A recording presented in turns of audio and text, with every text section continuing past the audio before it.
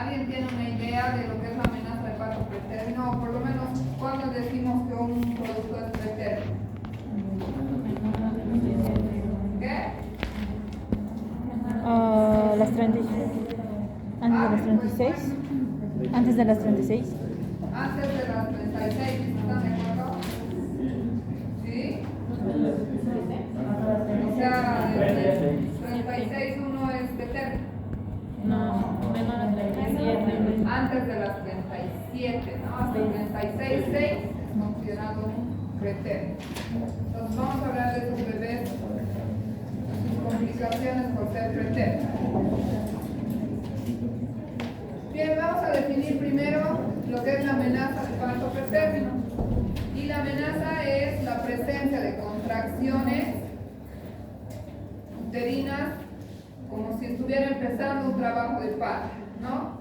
Pueden ser 2 en 10 minutos, entre la semana 22 y menor a 37 o 36.6. Cuando el cuello uterino empiece ya a tener dilatación y esté con un borramiento mayor al 50% y dilatación más de 3 centímetros. Sí. Algunos incluso libros mencionan menor a 4 centímetros, pero generalmente hay un rango hasta los 3 centímetros. Cuando el peso del recién nacido sea igual o menor a los 2.500 gramos, o sea pequeño, y la longitud céfalo-nalga sea de 25 centímetros. Pero básicamente serían la presencia de contracciones con dilatación del sexo, ¿no? En un bebé menor de 36,6 o menor de 37 semanas. Esto se puede presentar entre 2 al 12%, generalmente está en una media del 10% del total de nacidos vivos, y es una causa importante de mortalidad porque se va a asociar a que especialmente el recién nacido tenga complicaciones asociadas a que es prematuro, ¿no? Vamos a tener insuficiencia respiratoria, enterocolitis necrotizante, pueden haber varias complicaciones secundarias a eso y también en el desarrollo neurológico, porque las neuronas de los bebés recién entre las 38 y 39 semanas empiezan su multiplicación a mayor velocidad, entonces eso les afecta a la larga en cómo aprenden, en sus actividades motoras, ¿no? Todo lo que tenga que ver con el sistema nervioso. Y se dice que tiene mayor incidencia en los países subdesarrollados. Eso por los niveles de pobreza, porque a veces las mujeres no llegan a hacer un buen control prenatal. Y el control prenatal es algo importante para que podamos prevenir la amenaza de parto pretérmino. Existen varias causas para desarrollarse la amenaza de parto pretérmino, y si esta continúa, si a pesar del tratamiento que hemos hecho no logramos controlar las contracciones uterinas, vamos a llegar a tener un trabajo de parto pretérmino, ¿no? El nacimiento de un bebé pequeño. Entonces, entre las causas principales pueden ser idiopáticas, que no sabemos qué es lo que ha causado la amenaza. Puede estar también asociada a la ruptura prematura de membranas, o puede ser iatrogénico. Pero hay algo muy importante en el inicio del trabajo de parto, y es cualquier tipo de infección que afecte o libere las prostaglandinas y haga que inicie la dinámica uterina, ¿no? Entonces, etiopatogénicamente vamos a tener como causas las infecciones, ya sean urinarias, infecciones vaginales, infecciones correamnióticas. Puede también estar asociado a isquemia entre el útero y la placenta, la sobredistensión uterina como los embarazos múltiples, factores inmunológicos. Para eso tenemos que hacerle el examen clínico, las pruebas de laboratorio, descartar la presencia de gérmenes, bacterias o pruebas bioquímicas para determinar si realmente estamos ante una amenaza de parto pretérmino. Los factores de riesgo que pueden llevar a la presentación de una amenaza pueden ser maternas, fetales y ovulares, ¿no? Entre las maternas, las edades extremas, las mujeres jóvenes o las mujeres mayores tienen más riesgo de tener amenazas de parto parto pretérmino. Las de peso y talla baja, falta de control prenatal, porque en esta identificamos cuáles van a ser las infecciones que puede presentar la paciente. Si ha tenido antecedentes de parto prematuro, hábitos, costumbres, infecciones vaginales, enfermedades como la diabetes, la hipertensión, otras enfermedades que tenga la paciente de base. Si hay traumatismos, como en el caso del DPPNI con bebés pequeños, ¿no? Infecciones urinarias, si son solteras, si están ante el estrés por largas jornadas laborales, porque las mujeres embarazadas también trabajan, ¿no? Y los niveles socioeconómicos bajos también pueden estar asociados a esta patología. De causas fetales pueden ser anomalías congénitas con alguna sobreextensión, ¿no? Puede ser una hidrocefalia, algún tumor en el bebé. El embarazo múltiple, que lo que hace es sobredistender el útero, irritar el útero y hacer que inicien las contracciones. La macrosomía fetal, cuando el feto es grande a pesar de tener edad gestacional pequeña. O la muerte fetal con liberación de sustancias que van a irritar también el útero y hacen que inicie el trabajo del parto. Los factores uteroplacentarios, la presencia de embarazo con dispositivo intrauterino, que también se puede dar, ¿no? Que es embarazo con la T de cobre. Si la paciente tiene incompetencia cervical o algún trauma a nivel del cervix que hace que no tenga esa consistencia para poder retener el embarazo. Malformaciones en el útero, pueden ser úteros bicornes, bidelfos, miomas uterinos, que hagan también que haya sobredistensión. El polidramnios, que es la presencia de mayor cantidad de líquido amniótico. Si hay DPPNI, placenta previa, infecciones por salmonelosis, tumores del cordón umbilical. Entonces, cualquiera de estos factores puede desencadenar la presentación de contracciones, ¿no? Que si avanzan van a ir a dilatar el cervix. ¿Cuáles son los mecanismos para que se dilate el cervix? Hay una disminución brusca de la progesterona, que es la que nos mantiene el cervix cerrado, y hay mayor liberación de oxitocina, y activación de la decidua prematura, lo que hace que se estimule el útero con la liberación de calcio para las contracciones uterinas. Entonces hay una también como desencadenantes del trabajo de parto, pueden ser cualquier tipo de infección que hace que migre hacia la cavidad amniótica y reduciendo de esta manera el flujo uteroplacentario. La sobredistensión uterina por las causas que ya hemos mencionado, también la incompatibilidad feto-materna hace que se desencadene el trabajo de parto. Entonces, ¿cuál es la fisiopatología? De la infección intraamniótica, lo que se hace es el ingreso de gérmenes que se pueden detectar en la flora vaginal o haciendo un laboratorio, ¿no? Puede ser una infección urinaria. Se activa el sistema mononuclear, lo que hace que aumenten las prostaglandinas, cuya función son el misoprostol es prostaglandina, ¿no? Entonces el misoprostol lo que hace es dilatar. De igual manera, la infección hace que aumenten las prostaglandinas y las serotoninas a nivel del cervix y empieza la dilatación y empiezan también las contracciones. En caso de una isquemia uteroplacentaria, o sea que hay menor cantidad de intercambio de sangre entre la placenta y el útero, reduce el flujo, se puede detectar haciendo una ecografía Doppler, confirmamos que hay una isquemia uteroplacentaria, que también induce a las contracciones uterinas. El estrés psicológico de la madre también hace que se liberen otros factores humorales como la corticotropina, con la consiguiente desencadena del trabajo de parto, ¿no? O sea, que inician las contracciones. ¿Cómo vamos a diagnosticar, chicos? Y esto es algo importante que deben memorizar para poder hacer un buen diagnóstico. Semanas de gestación, sabemos que tiene que ser menor a 36.6, ¿no? Entonces, ¿cómo vamos a calcular la edad gestacional? 1, a través de la fecha de última menstruación. ¿Qué nos va a decir la paciente? Según eso, podemos utilizar los gestogramas o calculamos manualmente las edades gestacionales. Si la fecha de última menstruación nos da entre 22 y 36.6, entonces estaríamos hablando de un embarazo pretérmino, ¿no?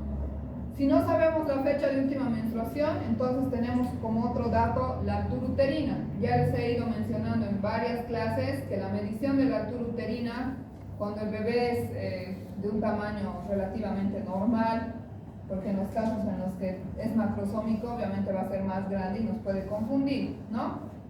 Pero la altura uterina va a ser el siguiente pilar que nos ayuda a determinar si realmente es pretérmino o no. Si no tenemos la altura uterina y la paciente no se acuerda la fecha de última menstruación, entonces tendremos la ecografía, ¿no? La ecografía que nos ayuda más, les he dicho también que es la del primer trimestre. Entonces calculamos la edad gestacional y si se encuentra entre estas semanas, entonces estaríamos ante una amenaza. Y la ecografía también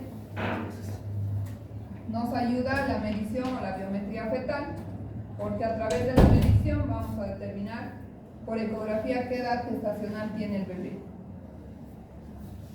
Uno, la edad gestacional entonces, o las semanas de gestación. Dos, las características de las contracciones, o la presencia de contracciones uterinas.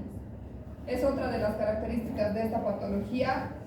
Si nosotros controlamos a la paciente, ponemos la mano sobre el abdomen y sentimos las contracciones, pueden ser 6 en 30 minutos o actualmente ya los autores están diciendo que la simple presencia de contracciones ya son consideradas como amenazas de parto prematuro. Ya no dependen tanto del tiempo o de cuántas contracciones, de la frecuencia, ¿no? Y las características del cervix o del cuello uterino, es decir, el borramiento, la dilatación, el cambio de posición y la consistencia. Entonces, si es que está menos de 4 centímetros, es considerada una amenaza de parto pretérmino. Si encontramos a un bebé de menos de 36,6 con menos de 4 centímetros, estamos ante una amenaza. Pero si tenemos más de 4 centímetros con un bebé de 22 a 36, ya sería un parto prematuro, ¿no? O sea, ya no se puede hacer nada para revertirlo. Entonces, es mejor hacer un diagnóstico y tratamiento cuando estamos ante una amenaza, que ya no podemos hacer nada con un trabajo de parto, ¿no?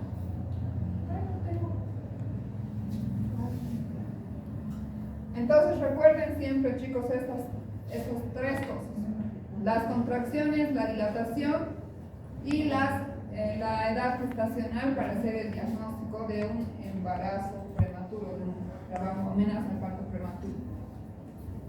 Existen varios laboratorios y marcadores predictores del trabajo de parto prematuro. Uno es la fibronectina acetal, que es un pegamento biológico que ayuda a fijar el saco gestacional al útero y el cierre del cervix, ¿no? Entonces podemos hacer este laboratorio tomando una muestra por vía vaginal. Si es positiva o negativa, o los niveles de fibronectina, podríamos predecir si se va a desarrollar un nacimiento prematuro.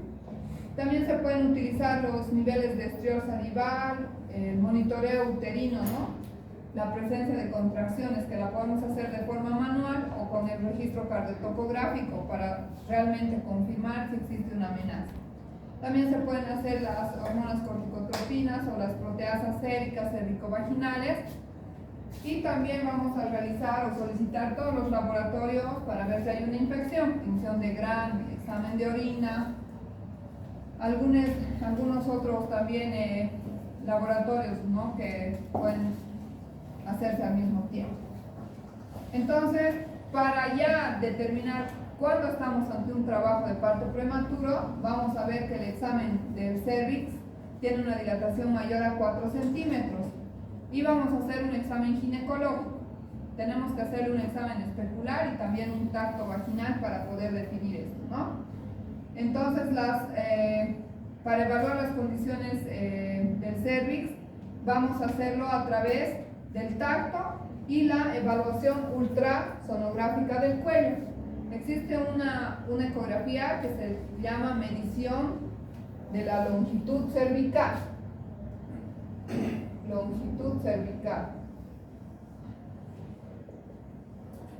Cuando el cervix mide menos de 2.5 centímetros, porque normalmente el cervix debe medir entre 3.5 a 5 centímetros, ¿no? Más o menos largo. Cuando nosotros solicitamos o los que vayan a hacer ecografía midan la longitud del cervix menor a 2.5 centímetros, quiere decir que ya está habiendo un borramiento. Entonces predecimos de que el trabajo de parto pretérmino está cerca, no puede ser en la siguiente o subsiguiente semana. La presencia de contracciones uterinas pueden ser percibidas por la paciente, va a venir obviamente a decirnos que le duele el abdomen o tiene contracciones, ¿no? Podemos hacer un registro cardiotocográfico y monitorización o solicitar a la paciente que controle poniendo la mano en la barriguita, o ustedes hacer el control de cuántas contracciones tienen 10 minutos, y dependiendo de ese control vamos a definir si hay una amenaza de parto prematuro. También puede haber en algunos casos el sangrado transvaginal, eso secundario a la pérdida del tapón mucoso, a que está dilatando el cervix. Entonces toda la evaluación de todas estas características nos hace definir si la paciente tiene o no tiene una amenaza de parto prematuro. Entonces depende mucho el manejo de la evaluación que vayamos a hacer y de lo que encontremos en el examen físico, ¿no? Entonces, si viene una paciente con dolor o factores de riesgo que nosotros detectemos en anamnesis, vamos a evaluar clínicamente todo lo que les he dicho, si tiene contracciones, si está dilatado el cervix, y si la evaluación es dudosa, o sea que tiene contracciones de leve intensidad, o puede ser que realmente no tenga contracciones, pero que la paciente se queja de dolor, podemos reevaluar en 1 o 2 horas nuevamente, dejar a la paciente en reposo, en decúbito lateral izquierdo y volverle a evaluar. Y ante la presencia de la amenaza de parto prematuro, cuando confirmamos los criterios diagnósticos, lo que tenemos que hacer es una internación de la paciente para hacerle un manejo y tratar de ayudarle o inhibir las contracciones para evitar que ese bebito nazca chiquito, ¿no? Entonces, ¿para qué hacemos tratamiento de la amenaza? 1, para inhibir las contracciones uterinas. Necesitamos que estas contracciones se calmen para evitar que se dilate el cervix. Las contracciones uterinas lo que hacen es dilatar el cervix, ¿no? Entonces, si siguen las contracciones, obviamente va a dilatar. Entonces, al inhibir las contracciones, reducimos la dilatación o mantenemos la dilatación en lo que estaba, lo que nos ayuda a realizar la maduración pulmonar. La maduración pulmonar, saben que es la aplicación de los corticoides para poder ayudar en la maduración no solo de los pulmones, sino también del feto, del cerebro, ¿no? Entonces vamos a tener indicaciones, la hospitalización, el reposo. Si es que hemos identificado una infección, vamos a utilizar antibióticos, ¿no? Podemos utilizar corticoides y tocolíticos para calmar los dolores o las contracciones. Entonces, el manejo inicial de la amenaza de parto pretérmino consiste en internar a la paciente, controlar los signos vitales, hacerle una buena historia clínica para poder detectar los factores de riesgo y saber cómo ha sido la evolución de su embarazo, si ha tenido amenazas de aborto, si ha estado internada con anterioridad. Vamos a calcular la edad gestacional a través de la fecha de última menstruación, la altura uterina y las ecografías, si es que la paciente tiene sus ecografías, ¿no? Vamos a hacer una exploración genital completa. Vamos a hacer el tacto vaginal, vamos a hacer un examen especular para ver si hay sangre, si hay un tapón mucoso, pérdida de líquido amniótico. Vamos a explorar y controlar la dinámica uterina y la frecuencia cardíaca. Tenemos que poner la mano en la barriguita o hacer el registro cardiotocográfico si es que tuvieran en sus centros el aparato, ¿no? Vamos a colocar una solución, una vía para poder administrar los medicamentos. El control cardiotocográfico es esto, chicos, no, hay un error de typeo, ¿ya? No es cardiológico, es cardiotocográfico, o sea, de las contracciones y inhibir en caso de que fuera necesario. Vamos a solicitar los laboratorios de rutina y vamos a tratar de tranquilizar a la paciente, no siempre con sedación, pero que la paciente esté en reposo y sin preocupación, ¿no? ¿Y cuándo no vamos a inhibir las contracciones? ¿Cuáles son las contraindicaciones de la amenaza de parto prematuro? ¿Es mejor dejar seguir el trabajo del parto prematuro antes que cortar esos dolores, ¿no? En casos de que haya infección corioamniótica, que ya se haya convertido en una corioamnionitis, que es una complicación de la ruptura de membranas especialmente, en donde la infección migra a todas las membranas uterinas y tiene efectos secundarios sobre el feto. Entonces, las contraindicaciones absolutas para inhibir, o sea, tenemos que dejarle nomás seguir el trabajo de parto prematuro, son cuando se presenta infección corioamniótica, si es que ha habido muerte del feto, si hay una malformación incompatible con la vida. Por ecografía sabemos que hay una malformación, entonces le dejamos continuar con el trabajo de parto. Si hay una patología materna grave que condiciona, ¿no?, la vida de la madre. Si hay sufrimiento fetal agudo, vamos a entrar a cesárea independientemente de la edad. Si es que el trabajo de parto está avanzado, si ya está con 5 o 6 centímetros de dilatación, ya no tiene sentido ponerle la medicación o intentar inhibir las contracciones. O si la paciente tiene una hemorragia grave que puede complicar la vida de la paciente. Las contraindicaciones relativas: si hay ruptura de membranas, hay restricción de crecimiento, vamos a primero evaluar el bienestar fetal antes de decidir interrumpir o continuar con el tratamiento. Si la dilatación es mayor a 4, si hay un síndrome hipertensivo severo, una preeclampsia, una eclampsia, donde la paciente esté descompensada, es mejor que continúe el trabajo de parto. Si se han hecho pruebas para determinar la madurez pulmonar fetal, o si hay también un sangrado transvaginal. Los estudios de laboratorio y gabinete que le vamos a solicitar son prácticamente los mismos que solicitamos para todas las mujeres embarazadas. La biometría hemática completa, ¿no?, el hemograma, las pruebas de coagulación, urea, creatinina, glicemia, las serologías básicas, sífilis. Algo importante es solicitar un examen general de orina y un cultivo de secreción vaginal o urocultivo si es que tenemos a disposición. Hacer una tinción de gran vaginal, podemos hacer ionogramas, podemos hacer un electrocardiograma, solicitamos una ecografía Doppler para saber el bienestar fetal, y en casos en los que sospechemos de una infección corioamniótica, podemos también hacerle una punción del líquido amniótico o una amniocentesis para poder enviar cultivo del líquido amniótico y ver si continuamos o tenemos que interrumpir el embarazo. Entonces, chicos, el tratamiento lo vamos a hacer primero. Si es que tenemos las contracciones uterinas, lo que tenemos que hacer es inhibir las contracciones.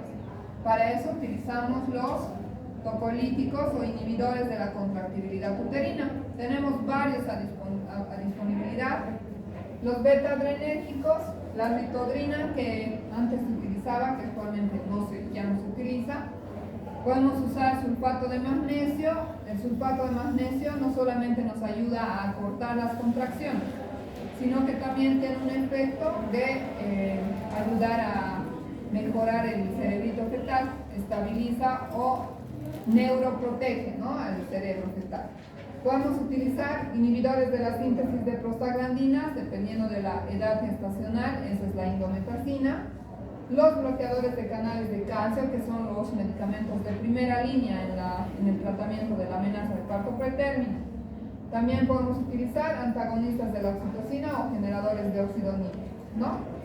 Su objetivo de estos medicamentos va a ser retrasar el trabajo de parto y lograr que el feto madure, que los medicamentos de los corticoides puedan hacer su efecto para madurar al feto. Entonces, dentro de estos medicamentos, ahora vamos a ver cada uno y sus mecanismos de acción, dosis y sus efectos secundarios. El sulfato de magnesio, como les decía, se lo puede utilizar con dos objetivos. Uno, cortar las contracciones, y dos, la neuroprotección. Lo que hace es competir con el calcio. El calcio, hemos visto en el tema de contractibilidad, es el que se libera y empieza a causar las contracciones en el músculo uterino. Entonces, el magnesio lo que hace es competir con el calcio, disminuyendo el calcio libre intracelular, y las contracciones desaparecen, ¿no? Se pueden utilizar las mismas dosis o esquemas que van a ver que se manejan en la preeclampsia, 4 a 6 gramos como dosis de ataque. Eso se pone en 20 minutos en una solución de 250, puede entrar a chorro en 20 minutos, y usamos una dosis de mantenimiento para poder continuar con el efecto al día siguiente, ¿no? Entonces tiene varios efectos secundarios, incluso puede causar la muerte este medicamento si no se lo utiliza de acuerdo a la dosis, o si se le pone a chorro, porque empieza a causar bochornos, náuseas, vómitos, aumento de la frecuencia, reduce el reflejo de algunos músculos, articulaciones. Entonces, de acuerdo a la dosis o al nivel de magnesio en sangre, puede causar varios efectos secundarios como edema de pulmón, hiporreflexia, depresión respiratoria, hipocalcemia e incluso la muerte. Entonces hay niveles que, si nosotros sospechamos de que hemos intoxicado a la paciente con el sulfato, podríamos hacer una prueba de magnesio en sangre. Entonces los niveles adecuados son entre 5 a 8 miliequivalentes por litro en la sangre. Ya va a presentar arreflexia si es que ha habido una dosis de 10 a 12 miliequivalentes, o depresión respiratoria con 12 a 14 miliequivalentes, ¿no? Entonces, si sospechamos, hacemos un laboratorio y depende de sus miliequivalentes, tenemos que utilizar el antídoto. Los inhibidores de la síntesis de prostaglandinas, el más utilizado es la indometacina, que ya lo hemos conocido en el manejo de la amenaza de aborto, ¿no? Entonces, la indometacina es un inhibidor no selectivo de la COX-1 y COX-2, es un antiinflamatorio. Su utilización está restringida a embarazos menores de 32 semanas. No podemos ponerle, si la paciente tiene 33, 34, 35 semanas, no podemos utilizar indometacina, porque lo que causa es un cierre precoz del conducto arterioso. Puede haber una cardiopatía si utilizamos en edades mayores. Se pueden utilizar supositorios de 100 miligramos por vía rectal durante 3 noches. También existe, les he dicho, de vía oral de 25 miligramos, que podemos utilizar cada 4 a 6 horas. Pero más que todo utilizamos los supositorios de 100 miligramos. Los efectos colaterales para la mamá pueden ser náuseas, vómitos, malestar, intolerancia, ¿no? A veces causa también sangrados esporádicos o hemorragias puerperales. Y entre las contraindicaciones fetales o los efectos colaterales, puede causar cierre precoz del conducto arterioso, hipertensión pulmonar, hemorragia intraventricular, y disminuye los niveles de líquido amniótico, pudiendo causar también oligoamios. Entonces tenemos que saber utilizarlo adecuadamente para no causar esos efectos secundarios. Los bloqueadores de los canales de calcio son, como les decía, los medicamentos de primera línea, o sea, los que tenemos que utilizar para poder inhibir las contracciones, siempre y cuando no haya contraindicación. Si la paciente está con hemorragia, ya les he dicho varias veces que el nifedipino no se utiliza, porque es un antihipertensivo. Si le ponemos a una paciente o le damos a una paciente que está teniendo hipotensión y hemorragia, lo que vamos a lograr es que baje mucho más la presión. Entonces esto se utiliza entre 5 a 10 miligramos vía oral.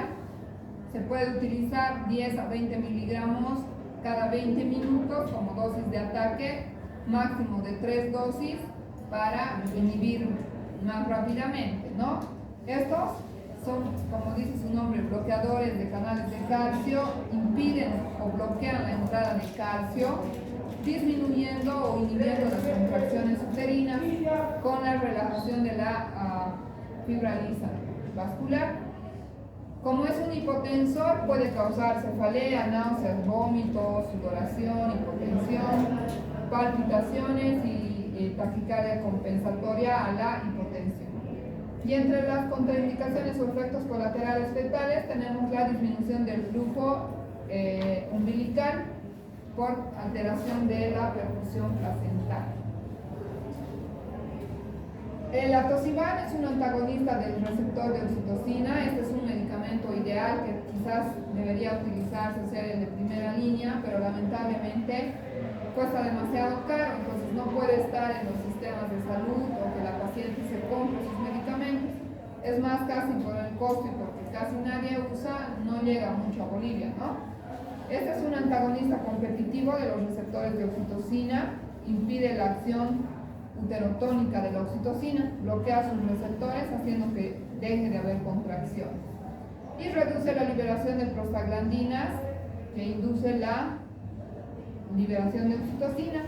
Este se utiliza por vía endovenosa, se lo puede utilizar en los goteros o en bombas de infusión a 6.75 miligramos la dosis de inicio, y luego colocar en una bomba de infusión a 300 microgramos por minuto por 3 horas, ¿no? Y luego podemos utilizar una dosis de mantenimiento de 100 microgramos por minuto durante 18 horas. Sus efectos secundarios parecidos a los de los otros medicamentos, náuseas, vómitos, dolor de cabeza, y no causa casi ningún efecto secundario colateral, entonces podría ser el medicamento de elección, ¿no? A pesar de que nosotros inhibamos las contracciones, chicos, la terapia tocolítica, después de un exitoso tratamiento de un episodio agudo, o sea, cuando se presenta por primera vez la clínica de una amenaza, nosotros utilizamos los medicamentos, inhibimos. Eso no significa que no pueda volver a aparecer el cuadro. Puede volver en cualquier momento la paciente a tener nuevamente contracciones uterinas y dar un parto prematuro. Y tampoco el haber hecho un tratamiento con tocolíticos no mejora el resultado perinatal. Las complicaciones que pueda tener el bebé secundarios a la amenaza son los mismos si es que se usa o no se usa el medicamento. La maduración pulmonar es algo importante y quizás es el por qué nosotros tenemos que tratar de hacer lo más que se pueda para poder inhibir y evitar que un bebé prematuro nazca, es lograr la maduración pulmonar. Han debido escuchar ustedes hablar del surfactante, quizás en pediatría, ¿no? Este se produce en los pulmones después de las 37 semanas, o sea, empieza recién a producirse. El surfactante ayuda a que los alvéolos no estén colapsados, ¿no? Entonces, si nosotros no hacemos nada para que el bebé nazca, la falta de surfactante hace que sus pulmoncitos se colapsen y no tenga esa función normal que es la del intercambio gaseoso, ¿no? El intercambio de oxígeno. Y con surfactante ocurre lo contrario, los pulmones sí están, los alvéolos sí están distendidos o inflados para permitir el paso de aire. Entonces, si ayudamos a través del uso de corticoides o inhibimos, hacemos que el surfactante empiece a producirse. Pero si no se produce, ahí está la complicación, ¿no? Que es el distrés respiratorio del recién nacido. Para eso nosotros utilizamos, para tratar de aumentar el nivel o inducir a la producción de surfactante y su efecto, utilizamos los corticoides para lograr la maduración pulmonar. Estos estaban indicados en embarazos menores de 34 semanas o en ausencia de madurez pulmonar, aunque en algunas pacientes, incluso a las 35, 36, 6, sí hemos seguido utilizando, ¿no? Para tratarlo de ayudar de alguna manera. pero la literatura indica que debe utilizarse menor a 34 semanas y actualmente los artículos dicen que tenemos que utilizarlo solo cuando realmente está indicado utilizar. Si utilizamos cuando no está indicado y resulta que no nace el bebé, puede tener más bien efectos contradictorios, ¿no? Trastornos incluso psiquiátricos en esos bebés que se les administra corticoides. Y los dos medicamentos, nuevamente vamos a recordar, como habíamos mencionado en otros temas, la betametasona, que viene en ampollitas de 4 miligramos, necesitamos 12 miligramos por vía intramuscular, cada 24 horas por 2 días. Entonces hacemos ese tratamiento completo de 2 días de corticoides. Y la dexametasona, 6 miligramos intramuscular cada 12 horas en 4 dosis, que es prácticamente lo mismo, ¿no? Si tenemos dexa, utilizamos dexa, si tenemos betametasona, utilizamos betametasona, pero el que más se utiliza es la betametasona. Si es que hemos detectado una infección o sabemos que la principal causa va a ser una infección, sea urinaria, vaginal o cualquier tipo de infección, tenemos que utilizar antibióticos para hacer tratamiento de la causa, ¿no? Especialmente si hay criterios sugerentes de una corioamnionitis, que es la infección uterina, si el útero está irritado, empieza a sangrar o hay secreciones fétidas. Menor de 32 semanas es preferible mantener y lograr la maduración pulmonar. Con clínica de corioamnionitis, si la paciente está con fiebre, sangrado vaginal, irritación uterina, es mejor interrumpir el embarazo, pero utilizando los antibióticos. Los antibióticos que podemos utilizar dependen mucho de los cultivos, o podemos utilizar básicamente la penicilina, eritromicina, ampicilina, amoxicilina, cefalosporinas, ¿no? Que son las que más se utilizan actualmente, e incluso el metronidazol, si es que el cultivo nos indica que hay un germen anaerobio, podemos utilizar el metronidazol. Otro de los medicamentos que utilizamos en la amenaza de parto prematuro, al igual que en la amenaza de aborto, es la progesterona micronizada, que son hormonas femeninas que tienen una acción actualmente probada para las amenazas de parto prematuro. Se puede utilizar por vía vaginal o por vía oral. Tenemos de 200 a 400 microgramos. La progesterona viene de 100, 200, 400. La dosis ideal para la amenaza de parto prematuro va a ser de 200 a 400 microgramos por vía vaginal o por vía oral. Entonces, una vez que ya hayamos hecho el tratamiento, vamos a evaluar si la paciente está en condiciones de una alta hospitalaria. Entonces, después de haberle hecho el control más o menos por una semana, después de la internación, tenemos que decirle a la paciente que camine, que haga sus actividades dentro del hospital y evaluar que no reinicien las contracciones uterinas, si no se constatan modificaciones cervicales, o sea, si ya no está con más dilatación respecto a lo que habíamos evaluado a su ingreso o días antes, con una dilatación menor a 3 centímetros, podríamos darle el alta hospitalaria y pedirle que asista a los controles prenatales durante los 15 días posterior al alta, o sea, cada 15 días después del alta, y luego cada 2 semanas hasta la semana 36. Y después ya va a realizar sus controles igual que el resto de las pacientes. Entonces eso sería todo del tema, chicos. No sé si tienen alguna duda, pregunta. ¿Nada? ¿No han entendido nada? Sí, entendido. Entonces vamos a hacer un resumen, ¿ya? En el examen ya no me van a pedir que haga resumen, Entonces, ¿cuáles son los 3 criterios para que nosotros digamos que hay una amenaza de parto pretérmino? Dilatación. Dilatación, ¿no? Después, o eso se llama en realidad modificación cervical. Mayor a 4 centímetros. Después, Contracción. ¿qué vamos a poner? contracciones, ¿no? La presencia de contracciones. ¿Y qué más? Edad gestacional de 22 a 36.6. Entonces, esos tres tienen que estar presentes para que digamos que hay una amenaza de parto prematuro. Factores de riesgo, ¿cuáles van a ser? Infecciones principalmente, ¿no? Puede ser infección vaginal, infección urinaria, infección, no sé, de su diente, de donde sea, pero una infección. También están relacionadas con la edad, si la paciente es adolescente, el estrés. ¿Qué más hemos dicho? Alguna enfermedad de base, hipertensión, diabetes, ¿no? Algo que le afecta a la paciente.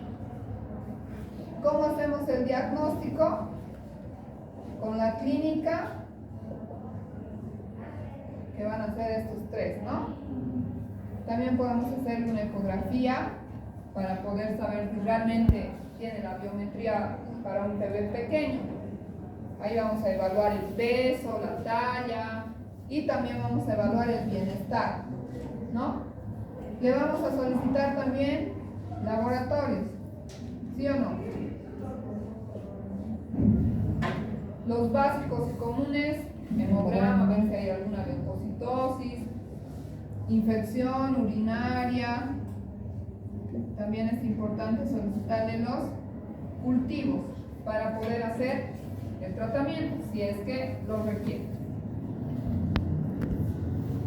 ¿Y cuál va a ser el tratamiento?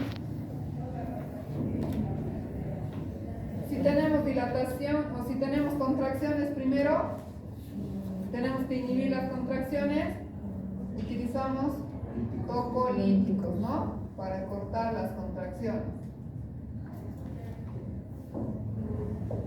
Después, si el bebé es pequeñito, necesitamos madurarlo, ¿no? Entonces, para la maduración, ¿qué utilizamos? Corticoides, ¿no? Los tocolíticos, entonces, ¿cuáles habíamos dicho que hay? O los que más se utilizan. El nifedipino, que es el de primera línea. Luego tenemos indometacina, menor de 32 semanas, no se olviden. Sulfato de magnesio, ¿no? ¿O no? Y el sulfato de magnesio también nos sirve para el cerebrito, un cerebro feo. ¿Qué más hemos dicho? Atosiban. Eso básicamente, ¿no? Ya las dosis, eso ustedes lo van a aprender.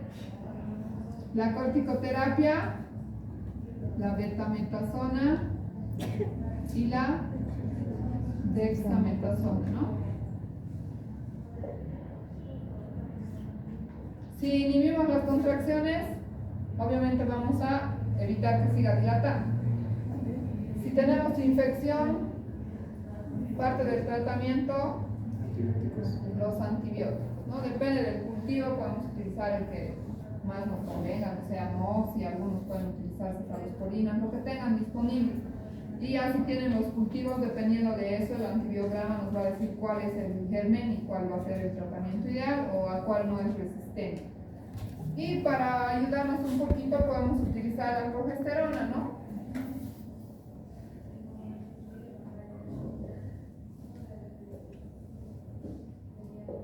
Entonces, en resumen, que se sepan solo esto para el examen ya han aprobado. Aunque les doy tan fácil, pero igual esa plaza, no han sacado 35, creo que ninguno, ¿no? 34. ¿Qué? ¿34? ¿Qué has sacado 34? No, es para darle gusto al final. Sí, ya. No me asusto. Con un 12. Ya. Entonces, ese sería el tema. ¿Tienen alguna duda? No. ¿Les ha quedado claro? Ahora van a poder ir a hacer el diagnóstico de una amenaza. Sí. Ahí, así. Si a la siguiente semana les pregunto y no se acuerdan, digo. Si ahora todavía falta, pues,